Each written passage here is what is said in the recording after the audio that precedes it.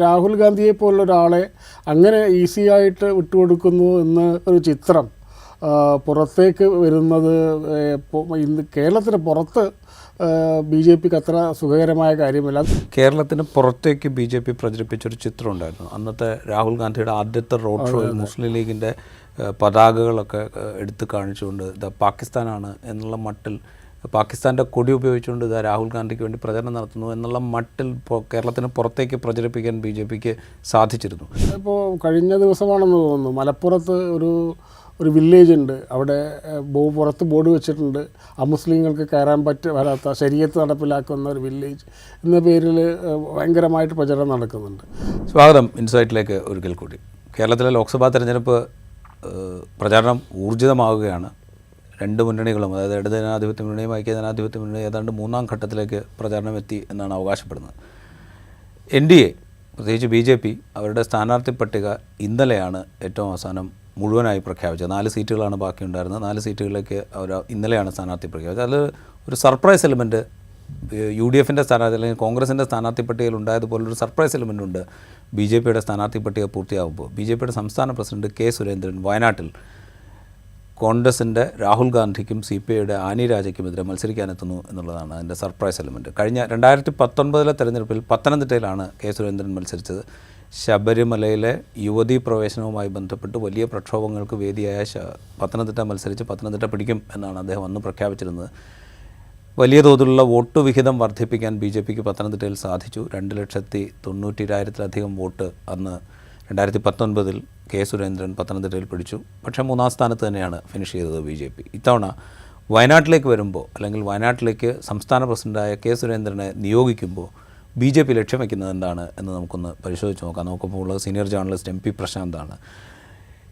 ഈ വയനാട് മണ്ഡലത്തിലേക്ക് BJPയുടെ സംസ്ഥാന പ്രസിഡന്റിനെ മത്സരിക്കാൻ അയക്കുമ്പോൾ, അല്ലെങ്കിൽ അങ്ങനെ ഒരു തീരുമാനം എടുക്കുമ്പോൾ BJPയുടെ മനസ്സിൽ എന്തായിരിക്കും?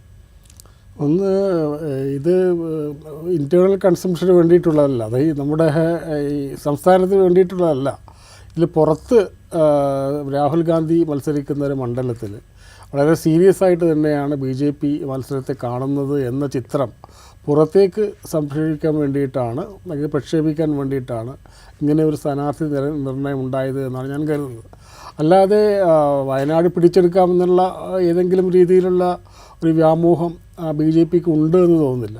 മറിച്ച് കഴിഞ്ഞ പ്രാവശ്യം അവിടെ മത്സരിച്ചപ്പോൾ NDAയുടെ സ്ഥാനാർത്ഥി തുഷാർ വെള്ളാപ്പള്ളിയായിരുന്നു. അത് BDJSന് കൊടുത്തു. അത് വളരെ സീരിയസ് ആയിട്ടുള്ള ഫൈറ്റ് ആയില്ല എന്നുള്ള ഒരു ആലോചന BJPക്കും NDAക്കും ഉണ്ടായിരുന്നു. അതൊരു അളവുകൾ ശരിയുമാണ്. പക്ഷേ രാഹുൽ ഗാന്ധിയെ പോലുള്ള ഒരാളെ അങ്ങനെ ഈസി ആയിട്ട് വിട്ടുകൊടുക്കുന്നു എന്ന ഒരു ചിത്രം പുറത്തേക്ക് വരുന്നത് ഇന്ന് കേരളത്തിന് പുറത്ത് BJPക്ക് അത്ര സുഖകരമായ കാര്യമല്ല. അതുകൊണ്ടായിരിക്കാം സുരേന്ദ്രനെ BJPയുടെ ഏറ്റവും മുതിർന്ന നേതാവ്, ഇപ്പോഴുള്ള മുതിർന്ന നേതാവ് എന്ന് പറയുന്ന സുരേന്ദ്രനെ അവിടെ മത്സരിപ്പിക്കാൻ തീരുമാനിച്ചത് എന്നാണ് ഞാൻ കരുതുന്നത്. ഒരുപക്ഷെ സുരേന്ദ്രൻ വളരെ ശക്തമായി അതിനെ എതിർത്തിട്ടുണ്ടാകും. സുരേന്ദ്രൻ്റെ ഇഷ്ടത്തിനനുസരിച്ചിട്ടല്ല ഈ സ്ഥാനാർത്ഥി നിർണയം നടന്നത് എന്നാണ് കരുതുന്നത്. ഒരുപക്ഷെ ആലോചിച്ചിട്ടുണ്ടാകും. എങ്കിലും സുരേന്ദ്രൻ്റെ ഇച്ഛയ്ക്ക് വിപരീതമായിട്ട് സുരേന്ദ്രനെ ഒരു മണ്ഡലത്തിൽ തന്നെ തളച്ചിടുന്നു, അതായിരിക്കും BJPക്ക് നല്ലത് എന്ന് അവർ തീരുമാനിച്ചിട്ടുണ്ടാവാം. അതായിരിക്കും, അതായത് കൃത്യമായി പറഞ്ഞാൽ കേരളത്തിലെ തിരഞ്ഞെടുപ്പുമായി ബന്ധപ്പെട്ടിട്ടല്ല, മറിച്ച് ഉത്തരേന്ത്യയിൽ മറ്റു സംസ്ഥാനങ്ങളിൽ അങ്ങനെ ഒരു ചിത്രം രാഹുൽ ഗാന്ധിയെ തോൽപ്പിക്കുക എന്നുള്ളതാണ് ഞങ്ങളുടെ ലക്ഷ്യം എന്ന ഒരു മെസ്സേജ് കൊടുക്കാൻ വേണ്ടിയിട്ടാണ് സുരേന്ദ്രൻ തന്നെ മത്സരിക്കുന്നത് എന്നാണ് തോന്നുന്നത്. ഇത് പറയുമ്പോഴേ ഇപ്പോൾ സുരേന്ദ്രനെ ഒരു മണ്ഡലത്തിലേക്ക് തളച്ചിടുക എന്ന് പറയുന്ന ഒരു വാചകം ഉണ്ടായിരുന്നു പറഞ്ഞു വന്നപ്പോൾ, ദേശീയ തലത്തിൽ ഇപ്പോൾ മാധ്യമങ്ങളിലൊക്കെ പല റിപ്പോർട്ടുകളും വരുന്നുണ്ട്. സുരേന്ദ്രനെ വയനാട്ടിലേക്ക് നിർദ്ദേശിച്ചത് നരേന്ദ്രമോദി തന്നെയാണ്. ഇത് ദേശീയ നേതൃത്വത്തിൻ്റെ തീരുമാനമാണ്. രാഹുൽ ഗാന്ധിക്ക് അത്ര എളുപ്പത്തിൽ ജയിച്ചു പോകാൻ കഴിയില്ല എന്നൊരു മെസ്സേജ് കൊടുക്കാൻ വേണ്ടിയിട്ടാണ്. അതായത് രാഹുൽ ഗാന്ധി കൂടുതൽ സമയം വയനാട്ടിൽ സ്പെൻഡ് ചെയ്യാൻ പാകത്തിലേക്കുള്ളൊരു മത്സരം ഉണ്ടാക്കാൻ വേണ്ടിയിട്ടാണ് ഇത് ചെയ്തത് എന്നൊക്കെയാണ് പലതരത്തിലുള്ള വ്യാഖ്യാനങ്ങൾ വരുന്നത്. അങ്ങനെയൊക്കെ ഉണ്ടാവുമോ? ഇപ്പോൾ രാഹുൽ ഗാന്ധിക്ക് സുരേന്ദ്രൻ മത്സരിക്കുന്നതുകൊണ്ട് വയനാട്ടിൽ കൂടുതൽ സമയം സ്പെൻഡ് ചെയ്യേണ്ടി വരും, അങ്ങനെയൊക്കെ വേണ്ടി വരുമോ? അല്ല, ഇതാണ് പറയുന്നത്, ഇത് ഇങ്ങനെ ഒരു ഇമ്പ്രഷൻ പുറത്തുണ്ടാക്കാം. നമ്മൾക്കാണല്ലോ അറിയുള്ളൂ കേരളത്തിലെ വയനാട്ടിലെയും അവസ്ഥ എന്താണെന്നുള്ളത്. ഈ കേരളത്തിൽ ജീവിക്കുന്ന ആൾക്കാർക്ക് മാത്രമല്ല അറിയൂ. പുറമേ കൊടുക്കുന്ന ഒരു ചിത്രം എന്ന് പറയുന്നത് വളരെ സീരിയസ് ആയിട്ട് തന്നെ സംസ്ഥാന പ്രസിഡന്റിനെ തന്നെ അവിടെ മത്സരിപ്പിച്ചുകൊണ്ട് വളരെ ശക്തമായൊരു മത്സരം ഞങ്ങൾ കാഴ്ചവെക്കുന്നു. ഇന്നിപ്പോൾ NDAയുടെ ഒരു വാട്സപ്പ് ഗ്രൂപ്പിൽ വന്ന ഒരു ആദ്യത്തെ പോസ്റ്റർ എന്ന് പറഞ്ഞാൽ ഇതാ ഒരു കേന്ദ്രമന്ത്രി എന്നാണ്. ആ ഒരു നിമിഷങ്ങൾക്കകം ആ പോസ്റ്റ് പിൻവലിക്കുകയും ചെയ്തു, അത് അപ്രത്യക്ഷമാവുകയും ചെയ്തു. അത് മൊത്തത്തിൽ ഒരു തമാശ പോലെയാണ് നമ്മൾക്ക് തോന്നുന്നത്. ഈ കേരളത്തിലിരിക്കുമ്പോൾ നമുക്കത് വയനാട്ടിൽ സുരേന്ദ്രൻ മത്സരിക്കാൻ വരുന്നു എന്നതുകൊണ്ട് കാര്യമായിട്ടൊന്നും മാറ്റം ഉണ്ടാവുകയില്ല, എന്ന് ആ ചിത്രത്തിൽ തന്നെ കാര്യമായ മാറ്റം ഉണ്ടാവുകയില്ല എന്ന് നമുക്ക് മാത്രമേ അറിയുള്ളൂ. പക്ഷേ നരേന്ദ്രമോദിയാണ് തിരഞ്ഞെടുത്തതെങ്കിൽ അദ്ദേഹത്തിനും അറിയുണ്ടാവും എന്താണ് ചിത്രമെന്ന്. പക്ഷേ അങ്ങനെയല്ല, ഞങ്ങൾ വളരെ ശക്തമായി തന്നെ ഈ മത്സരത്തിനുണ്ട്. അതായത് തൃശ്ശൂരിൽ മുരളീധരനെ അയച്ചത് ഒരു സൂചനയുണ്ടല്ലോ, അത് BJP ഞങ്ങൾ എന്തായാലും തോൽപ്പിക്കും, അവിടെ വളരെ ഈസി ആയിട്ട് വാക്ക് ഓവർ ഞങ്ങൾ സമ്മതിക്കില്ല എന്നൊരു ചിത്രം പുറത്തു വന്നല്ലോ. അതിന് സമാനമായിട്ട് ഒരു ചിത്രം വരണമെന്നാണ് BJP ആഗ്രഹിക്കുന്നത്. പക്ഷേ അതിൻ്റെ ചിത്രം എന്താണെന്ന് കേരളത്തിലെ ആളുകൾക്കറിയാം. അതല്ല കേരളത്തിൻ്റെ പുറത്ത് ഇത് എന്ത് ചിത്രമാണ് പ്രചരിപ്പിക്കാൻ ശ്രമിക്കുന്നത്. ഇനിയിപ്പം നാളെ സുരേന്ദ്രൻ റോഡ് ഷോ ആരംഭിക്കുകയാണ് അവിടെ. അപ്പോൾ വലിയ രീതിയിൽ കാട്ടിളക്കിയിട്ടുള്ള പ്രചരണം എന്തായാലും BJPയുടെ ഭാഗത്തുനിന്ന് ഉണ്ടാവും. അങ്ങനെയെങ്കിലും ഒരു മത്സരത്തിൻ്റെ പ്രതീതിയെങ്കിലും സൃഷ്ടിക്കുക എന്ന വളരെ ഒരു ലിമിറ്റഡ് പേർപ്പസ് മാത്രമേ ഇതിനുള്ളൂ എന്നാണ് തോന്നുന്നത്. ഇത് പറയുമ്പോഴേ നമ്മൾ വയനാട് മണ്ഡലം എടുത്തു കഴിഞ്ഞാൽ കഴിഞ്ഞ തവണ തുഷാർ വെള്ളാപ്പള്ളി BDJS NDA സ്ഥാനാർത്ഥിയായിട്ട് BDJSൻ്റെ തുഷാർ വെള്ളാപ്പള്ളി മത്സരിക്കുമ്പോൾ ഏതാണ്ട് 7.82 മറ്റോ ആണ് ലഭിച്ച വോട്ട് പെർസെൻറ്റേജ് എന്ന് പറയുന്നത്. അതിനു മുമ്പ് 2014 BJPക്ക് കിട്ടിയത് 8%-ലധികം, 8-നും 9-നും ഇടയ്ക്ക് ശതമാനം വോട്ടുകളാണ് BJPക്ക്. എന്ന് വെച്ചാൽ BJPയുടെ ഒരു കോർ വോട്ട് വയനാട്ടിൽ എന്ന് വേണമെങ്കിൽ പറയാവുന്നത് ഒരു 8-9% വരെ വോട്ടാണ്. അങ്ങനെയുള്ളൊരു മണ്ഡലത്തിൽ BJPയുടെ സംസ്ഥാന പ്രസിഡന്റ് മത്സരിക്കുമ്പോൾ ഈ അത്രയെങ്കിലും വോട്ട് കിട്ടുക എന്നുള്ളത് മിനിമം ഉറപ്പിക്കേണ്ട ഒരു ബാധ്യത BJPക്ക് ഉണ്ടാവും. അല്ലെങ്കിൽ അത് വലിയ തോതിൽ കൂട്ടണം, മിനിമം ഒരു 2% കൂട്ടേണ്ട ഒരു ഉത്തരവാദിത്വം BJPയുടെ സംസ്ഥാന പ്രസിഡന്റ്. നിലവിലുള്ളൊരു വയനാട്ടിൻ്റെ സ്വഭാവം അനുസരിച്ചുകൊണ്ട് നമ്മൾ കേരളത്തിൻ്റെ കോണ്ടെക്സ്റ്റിൽ സംസാരിക്കുകയാണെങ്കിൽ അത്രയൊക്കെ സാധ്യമാകുമോ വയനാടിൻ്റെ ഒരു ഘടന വെച്ചുകൊണ്ട്? എനിക്ക് തോന്നുന്നു ഒരു 10% BJP ലക്ഷ്യം വെക്കുന്നതാണ്. അതൊരു റീസണബിൾ ആയിട്ടുള്ള ഒരു ലക്ഷ്യമാണ്. ജയിക്കുക എന്ന് പറയുന്നതിനേക്കാൾ നല്ല ഇതാണല്ലോ 10%. ഞങ്ങൾ അങ്ങനെ പറയില്ല, പക്ഷെ അതായിരിക്കും അവർ ഉദ്ദേശിക്കുന്നത്. അത് ഈ ഒരു തിരഞ്ഞെടുപ്പിൽ പ്രത്യേകിച്ച് രാഹുൽ ഗാന്ധി മത്സരിക്കുന്നു. മൊത്തത്തിൽ ഇന്ത്യയിലുള്ള CAAക്ക് ശേഷം, രാം ടെമ്പിളിന് ശേഷം, ഗ്യാൻവാപിക്ക് ശേഷം ഉണ്ടായിട്ടുള്ള ഒരു പോളറൈസേഷൻ, അതിൻ്റെ ഒരു ഫലം എന്ന് പറയുന്നത് BJPക്ക് വോട്ട് കുറയുന്നുള്ളതാണ്. അതിനാണ് സാധ്യത കൂടുതൽ. അത് എന്തായാലും ഒരു 8% മുകളിലേക്ക്, 8-9% മുകളിലേക്ക് ഒരു BJPയുടെ ആ കോൺസ്റ്റിറ്റ്യുവൻസിയുടെ വയനാട് നിയോജക മണ്ഡലത്തിൻ്റെ സ്വഭാവം വെച്ച് നോക്കുമ്പോൾ ഒരു പ്രത്യേക സമുദായത്തിൻ്റെ വോട്ടാണ് അവർ BJP ലക്ഷ്യം വെക്കുന്നത്. നമുക്കറിയാം കുറച്ചു കാലമായിട്ട് BJP ക്രിസ്ത്യൻ സമുദായത്തെ പല രീതിയിൽ ആകർഷിക്കാൻ ശ്രമിക്കുന്നുണ്ട്. പക്ഷേ ഇപ്പോഴും വരുന്ന ചിത്രങ്ങൾ അത്രയും രസകരമായ സുഖകരമായ ചിത്രങ്ങളല്ല. പ്രത്യേകിച്ച് സഭകളുടെ ഭാഗത്തു നിന്ന് ക്രിസ്ത്യാനി സമൂഹത്തിന് നേരെ ഉണ്ടാകുന്ന വലിയ രീതിയിലുള്ള ആക്രമണത്തിനെതിരെ വലിയ രീതിയിൽ പ്രതിഷേധങ്ങളൊക്കെ ഉയർന്നു വരുന്ന കാലമാണ്. CAAക്കെതിരെ തന്നെ ക്രിസ്ത്യൻ സഭകൾ പറയുന്നുണ്ട് അത് ഒരു സമൂഹത്തെ മാറ്റി നിർത്തുന്ന. അങ്ങനെയുള്ള ഒരു സമയത്ത് BJPയുടെ കണക്ക് കൂട്ടുകൾ എത്രമാത്രം ഉണ്ട് എന്ന് നമുക്കറിയില്ല. അപ്പം കുറേ ആലോചിച്ച് നമുക്ക് വിഡിതം ചെയ്യാം, ഒന്നും ആലോചിക്കാതെ വിഡിതം ചെയ്യാം. അപ്പോൾ അങ്ങനെ കുറേ ആലോചിച്ച് കുറേ സ്ട്രാറ്റജി ഒക്കെ പ്ലാൻ ചെയ്തുകൊണ്ട് നടത്തുന്ന ഒരു വിഡിത്തമായിട്ടാണ് എനിക്ക് തോന്നിയിട്ടുള്ളത്. അത് ഒരു പക്ഷേ BJPയുടെ അഖിലേന്ത്യാ നേതൃത്വത്തിൻ്റെ തീരുമാനമായിരിക്കാം. കാരണം കേരളത്തിൽ എന്തായാലും അങ്ങനെ ഒരു ആലോചന നടന്നിരിക്കാൻ സാധ്യതയില്ല. CK ജാനു മത്സരിക്കുമെന്ന് പറഞ്ഞിട്ടുണ്ടായിരുന്നു.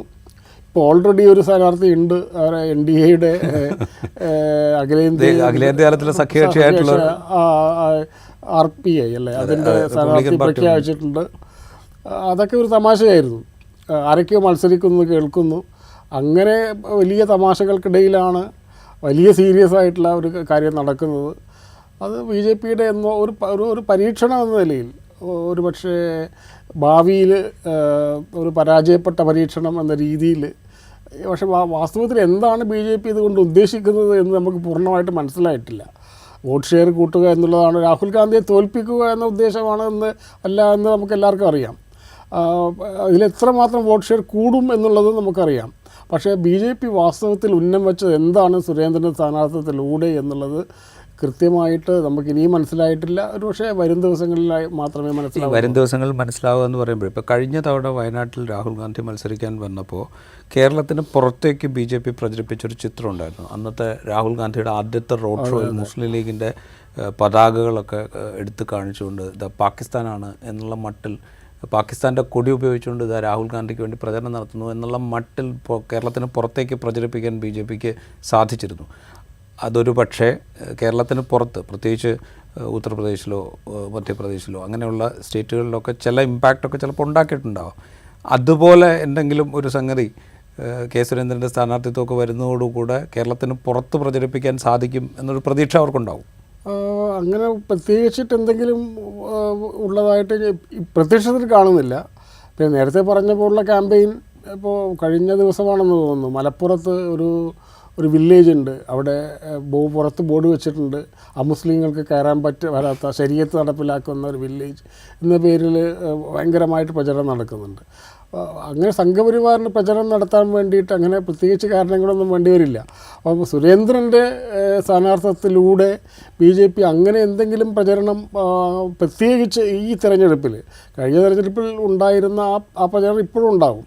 മുസ്ലിം ലീഗിൻ്റെ പിന്തുണയോട് കൂടിയിട്ടാണ്, മുസ്ലിം ലീഗ് എന്നത് ഇന്ത്യയെ വിഭജിച്ച പാർട്ടിയാണ് എന്ന രീതിയിൽ നറേറ്റീവ് അല്ലാതെ സുരേന്ദ്രൻ മത്സരിക്കുന്നത് കൊണ്ട് പ്രത്യേകിച്ച് എന്തെങ്കിലും ഒരു ക്യാമ്പയിൻ മെറ്റീരിയൽ അഖിലേന്ത്യാ തലത്തിൽ BJPക്ക് ഉണ്ടാവുമെന്ന് തോന്നുന്നില്ല. അതാണ് ഞാൻ പറഞ്ഞത്.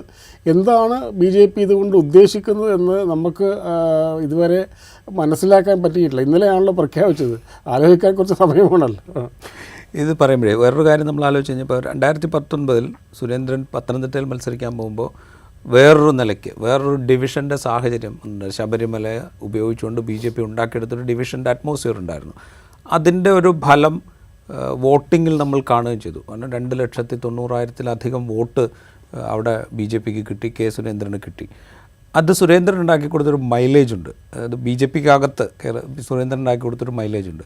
സംസ്ഥാന പ്രസിഡൻ്റായിരിക്കെ വയനാട്ടിൽ വന്ന് മത്സരിക്കുകയും വോട്ട് വീതം കാര്യമായി വർദ്ധിപ്പിക്കാൻ സാധിക്കുമെന്ന് നമ്മളുടെ ഒരു സാധാരണ നിലയ്ക്കുള്ള രാഷ്ട്രീയ ഗണിതം വെച്ച് നോക്കിയാൽ അത് പ്രയാസമാണെന്ന് എല്ലാവർക്കും അറിയാം. ഒരു സ്റ്റേറ്റ് പ്രസിഡൻറ്റ് എന്നുള്ള നിലയ്ക്ക് സുരേന്ദ്രൻ ഉണ്ടാകുന്ന ഒരു ആഘാതം, വയനാട് തെരഞ്ഞെടുപ്പിൻ്റെ ഫലം വരുമ്പോൾ അദ്ദേഹത്തിനുണ്ടാകുന്ന ഒരു ആഘാതം അത് ചെറുതായിരിക്കും. അപ്പോൾ ഈ രണ്ട് ഉദാഹരണങ്ങളാണ് നമ്മളെ മുന്നിൽ. ഒന്ന്, മുരളി തൃശ്ശൂരിലേക്ക് പോകുന്നു.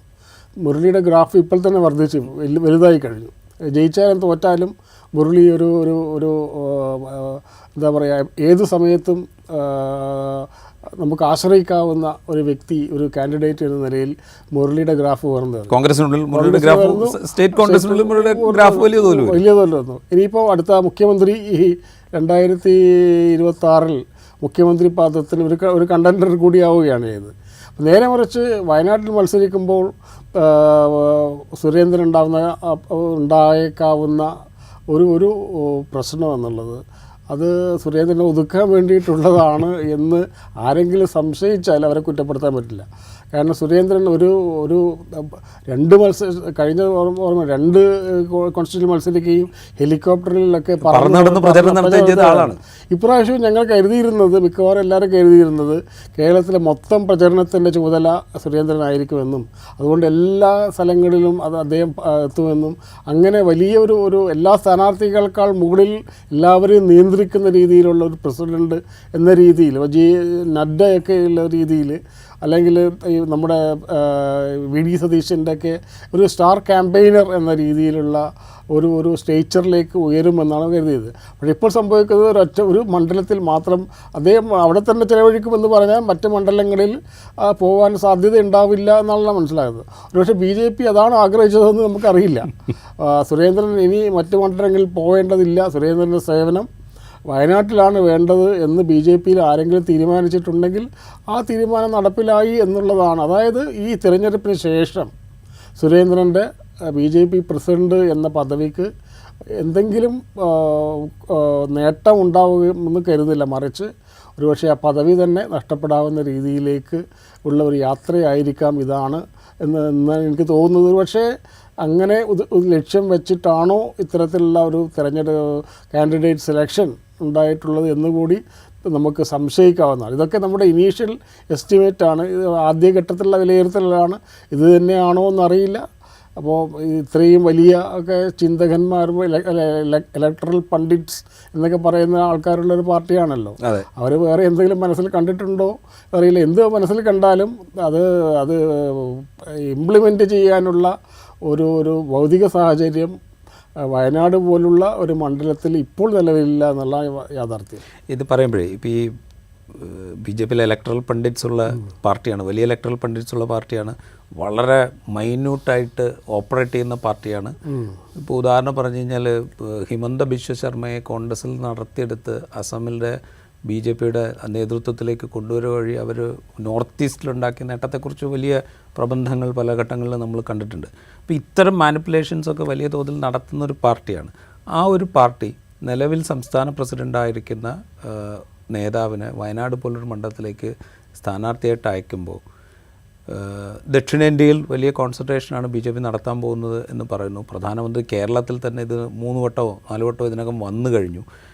അപ്പോൾ പോസ്റ്റ് ഇലക്ഷൻ കേരളത്തെ സംബന്ധിച്ച് ഇപ്പോൾ നിലനിൽക്കുന്ന നേതൃത്വത്തിന് അപ്പുറത്തുള്ളൊരു പ്ലാനിലേക്ക് BJP പോകാനുള്ളൊരു സാധ്യത അത് എത്രത്തോളമാണ് ഈ മൂവ് വെച്ചുകൊണ്ട്, അതായത് സ്റ്റേറ്റ് പ്രസിഡന്റിനെ വയനാട്ടിൽ കൊണ്ടുപോയി മത്സരിപ്പിക്കുന്നു എന്നുള്ളത് കൂടി കണക്കിലെടുക്കുമ്പോൾ? അല്ല, കേരളത്തിൽ BJPയുടെ ഒരു ഇമ്മീഡിയറ്റ് ആയിട്ടുള്ള പ്ലാൻ എന്ന് പറഞ്ഞാൽ ഒരു സീറ്റെങ്കിലും നേടുക എന്നുള്ളതാണ്. അതെന്തായാലും വയനാടല്ല നമുക്കറിയാം. ഈ വയനാട്ടിലെ സ്ഥാനാർത്ഥിത്വം എങ്ങനെയെങ്കിലും തൃശ്ശൂരിലോ അല്ലെങ്കിൽ തിരുവനന്തപുരത്തോ ഏതെങ്കിലും രീതിയിൽ സ്വാധീനം ഉണ്ടാക്കുവാൻ സാധ്യതയുണ്ടോ, അല്ലെങ്കിൽ കോൺഗ്രസ്സിനെ ഞങ്ങൾ വളരെ ശക്തമായിട്ട് തന്നെ എതിർക്കുന്നു എന്നുള്ളൊരു തോന്നൽ വോട്ടർമാർക്കിടയിൽ ഉണ്ടാകാനുള്ള ഒരു സാധ്യത അതാണ്. രണ്ടാമത്തത് എന്തുകൊണ്ട് BJP ലീഡർഷിപ്പിൻ്റെ കാര്യം, കേരളത്തിലെ BJP ലീഡർഷിപ്പിൻ്റെ കാര്യം നമുക്കറിയാം. ഒരു രീതിയിലും ഉള്ള ഏതെങ്കിലും രീതിയിൽ മുന്നേറ്റം ഉണ്ടാക്കാൻ കഴിയാത്ത, ഏതെങ്കിലും രീതിയിൽ ഇമാജിനേറ്റീവായിട്ടുള്ള എന്തെങ്കിലും ചെയ്തിട്ടുള്ള ഒരു നേതൃത്വമല്ല എന്ന് കൃത്യമായിട്ട് നമുക്കറിയാം. കാരണം ഇത്രയും അവസരങ്ങൾ ലഭിച്ചിട്ടും പക്ഷേ ശബരിമല പോലുള്ള എത്രയും കൃത്യമായിട്ടുള്ള ഒരു പോളറൈസേഷനുള്ള സാധ്യത പോലും ഉണ്ടായിട്ടും ഒരു കാര്യവും ചെയ്യാൻ പറ്റാത്ത ഒരു നേതൃത്വമാണ് കേരളത്തിൽ BJPക്കുള്ളത് എന്ന് സംഘപരിവാറിനറിയാം, BJP അഖിലേന്ത്യാ നേതൃത്വത്തിനറിയാം. പക്ഷേ നിലവിലുള്ള ആളുകൾ മാത്രമല്ല ചെയ്യാൻ പറ്റും. ഇപ്പോൾ നമ്മൾ ഡൽഹിയിൽ നിന്ന് ആളുകളെ ഇമ്പോർട്ട് ചെയ്യാൻ പറ്റുമായിരിക്കും. അപ്പോൾ മലയാളികൾ തന്നെയാണല്ലോ. അപ്പം അന്യ സംസ്ഥാന തൊഴിലാളികളെ പോലെ പ്രസിഡൻറ്റിനെ കൊണ്ടുവരാൻ പറ്റില്ലല്ലോ, അല്ലെങ്കിൽ അവരുടെ നേതാക്കന്മാരെ കൊണ്ടുവരാൻ പറ്റില്ല. അപ്പോൾ ഉള്ള ആളുകളെ വെച്ചിട്ട് അഡ്ജസ്റ്റ് ചെയ്യുക എന്ന് മാത്രമാണ് കേരളത്തിൽ BJPക്ക് മുമ്പിലുള്ള ഒരു വഴി. ഇപ്പോൾ തിരഞ്ഞെടുപ്പിന് ശേഷം BJPയിൽ നേതൃത്വത്തിൽ മാറ്റം ഉണ്ടാകും, ഒരു സംശയമില്ലാത്ത കാര്യമാണ്. BJP നേതൃത്വത്തിൽ മാറ്റം ഉണ്ടാകും. ആ മാറ്റം ഉണ്ടാക്കിയിട്ട് ആരെ കൊണ്ടുവരും എന്നുള്ള ചോദ്യമുണ്ടല്ലോ. ഇപ്പോൾ RSSൽ നിന്ന് ആരെങ്കിലും കൊണ്ടുവരിക, അതാണല്ലോ BJPക്ക് ചെയ്യാൻ പറ്റാവുന്ന ഒരു അല്ലെങ്കിൽ മറ്റു പാർട്ടികളിൽ നിന്ന് സംസ്ഥാന തലത്തിൽ തന്നെ നേതൃപദവിയിലേക്ക് വരാൻ കഴിവുള്ള സ്ഥാനാർത്ഥികളെ ആളുകളെ കൊണ്ടുവരിക. അപ്പോൾ കേരളത്തിൽ നിന്ന് BJPയിലേക്ക് ചേർന്ന ആളുകൾ അവരൊക്കെ ഒറ്റയാൾ പട്ടാളമായിരുന്നു. അവരുടെ കൂടെ അവരുടെ ഫേസ്ബുക്ക് അഡ്മിൻ പോലും പോയിട്ടില്ല എന്ന് തമാശ പറയുന്നുണ്ട്. അങ്ങനെയുള്ള ആരെയും BJPക്ക് ഇതുവരെ ആകർഷിക്കാൻ പറ്റിയിട്ടില്ല. അപ്പം അതുകൊണ്ട് കേരള BJPയിൽ അങ്ങനെ വലിയൊരു മാറ്റം ഉണ്ടാവുകയും അത് ദക്ഷിണേന്ത്യയിൽ നിലനിൽക്കുന്ന BJPക്ക് അനുകൂലമായിട്ടുള്ള അവസ്ഥയൊക്കെ മാറ്റിമറിക്കാൻ കഴിയുന്ന ഒരു നേതൃത്വം കേരളത്തിൽ വളർന്നു വരുന്നത് അടുത്ത ഭാവിയിലൊന്നും വളരാനുള്ള സാധ്യതയില്ല. ഈ ഒരു രീതിയിൽ തന്നെ ഇടതുകാലിലെ പന്ത് വലതുകാലിലാക്കുക എന്ന് പറയുന്ന പോലെ ഉള്ള ഒരു പ്രക്രിയ മാത്രമേ നടക്കാൻ സാധ്യതയുള്ളൂ. ഇനിയിപ്പോൾ ഒരു 5 വർഷത്തിന് ശേഷം എന്തൊക്കെ സംഭവിക്കുമെന്ന് നമുക്കറിയാൻ പറ്റില്ലല്ലോ. ഞാൻ അവസാനമായിട്ടൊരു കാര്യം കൂടി ചോദിച്ചോട്ടെ. ആസ് എ ജേർണലിസ്റ്റ്, ഇപ്പോൾ സീസൺഡ് ആയിട്ടുള്ളൊരു ജേർണലിസ്റ്റ് ആണല്ലോ, നമ്മൾ ഈ ഇലക്ഷൻ പ്രൊസീജിയർ കവർ ചെയ്യാൻ തുടങ്ങിയിട്ടും അതിൻ്റെ സാധ്യതകൾ വിലയിരുത്താൻ തുടങ്ങിയിട്ടും സ്ഥാനാർത്ഥി പ്രഖ്യാപനം വരുന്നതിന് മുമ്പ് തന്നെ സ്ഥാനാർത്ഥികളെക്കുറിച്ചുള്ള ഒരു സാധ്യതകൾ നമ്മുടെ മുമ്പിലേക്ക് വരാൻ തുടങ്ങിയിട്ടൊക്കെ കുറേ കാലമായല്ലോ. ഇതുപോലൊരു പ്രഖ്യാപനം എപ്പോഴെങ്കിലും പ്രതീക്ഷിച്ചിരുന്നു BJPയുടെ സംസ്ഥാന പ്രസിഡന്റ് വയനാട്ടിൽ മത്സരിക്കുക എന്നുള്ളത് ഈ തെരഞ്ഞെടുപ്പിൽ? ഈ വയനാട്ടിൽ എന്തുകൊണ്ടാണ് BJP സ്ഥാനാർത്ഥിയെ പ്രഖ്യാപിക്കാത്തത് എന്ന് കഴിഞ്ഞ കുറേ ആഴ്ചകളായി ഞങ്ങൾ ആലോചിച്ചുകൊണ്ടിരിക്കുന്ന ചെറിയ ചെറിയ വാർത്തകളൊക്കെ കൊടുത്തിട്ടുണ്ടായിരുന്നു. നുസ്രത് ജഹാൻ മത്സരിക്കുന്നു, CK ജാനുവിൻ്റെ ചാൻസ്. ഒരിക്കൽ പോലും BJPയുടെ വലിയ നേതാവ് സുരേന്ദ്രൻ പോട്ടെ, വേറെ ഏതെങ്കിലും ജനറൽ സെക്രട്ടറിമാരിൽ ആരെങ്കിലും ഒരാൾ മത്സരിക്കുമെന്നോ അങ്ങനെ ഒരു ചിന്തയും നമ്മൾ ഉണ്ടായി ഞെട്ടിക്കുന്നതെന്ന് പറയാവുന്ന രീതിയിലുള്ള അത് ഈ ഇനീഷ്യൽ ഞെട്ടലിന് ശേഷമാണല്ലോ നമ്മൾ ആലോചിക്കുക. ഇതൊരു ഒരു തമാശ, ഒരു എന്താ പറയുക, നമ്മളൊരു ക്യൂരിയോസിറ്റി എന്ന് പറയും. ക്യൂരിയോസിറ്റിയുടെ അപ്പുറത്തേക്ക് ഒരു വളരെ സീരിയസ് ആയിട്ട് പൊളിറ്റിക്സ് വാച്ച് ചെയ്യുന്ന ആർക്കെങ്കിലും ഇത് BJPക്ക് അനുകൂലമായിട്ടുള്ള സാഹചര്യങ്ങൾ കേരളത്തിലുണ്ടാക്കും എന്ന് ആരെങ്കിലും കരുതുന്നുണ്ടെന്ന് തോന്നില്ല. ഒരൊറ്റ സാധനം മാത്രമേ ഉള്ളൂ, രാഹുൽ ഗാന്ധിയെ അങ്ങനെ ഒരു ഈസി വാക്ക് ഓവർ ഞങ്ങൾ കൊടുക്കുന്നില്ല, മറിച്ച് നല്ലൊരു ഫൈറ്റ് കഴിഞ്ഞ പ്രാവശ്യം സംഭവിച്ചത് പോലെയുള്ള ഒരു ഒരു ഒരു ഒരു വീഴ്ച ഞങ്ങൾ ഈ പ്രാവശ്യം ഇല്ല. അതിന് പകരമായിട്ട് ഞങ്ങളൊരു ഒരു ഒരു വളരെ ശക്തമായിട്ടുള്ള സമരം കാഴ്ചവെക്കുന്നു എന്നൊരു പ്രതീതിക്കപ്പുറത്തേക്ക്, ഒരു സിംബോളിക്കായിട്ടുള്ള ഒരു വാല്യൂവിനപ്പുറത്തേക്ക് കാര്യമായിട്ടുള്ള ഒരു രാഷ്ട്രീയ ചിന്ത ഇതിൻ്റെ പിറകിലുണ്ടായിരുന്നു എന്ന് കരുതുന്നില്ല. റൈറ്റ്. വയനാട്ടിൽ BJPയുടെ സ്ഥാനാർത്ഥിത്വം സൃഷ്ടിച്ച ക്യൂരിയോസിറ്റി, ആ ക്യൂരിയോസിറ്റി ഏതളവിലാണ് വരും ദിവസങ്ങളിൽ വലുതാകുക എന്ന് നമുക്ക് കാത്തിരുന്ന് കാണാം. ഒപ്പം വയനാടിനെ കേന്ദ്രീകരിച്ചുകൊണ്ട് കേരളത്തിന് പുറത്ത് BJP എന്തൊക്കെ പ്രചരണങ്ങളാണ് അഴിച്ചുവിടാൻ പോകുന്നത് എന്നുള്ളതും കാത്തിരുന്ന് കാണാം. ഇൻസൈറ്റിൻ്റെ എപ്പിസോഡ് ഇവിടെ പൂർത്തിയാവുന്നു. മറ്റൊരു എപ്പിസോഡുമായി വീണ്ടും കാണാം.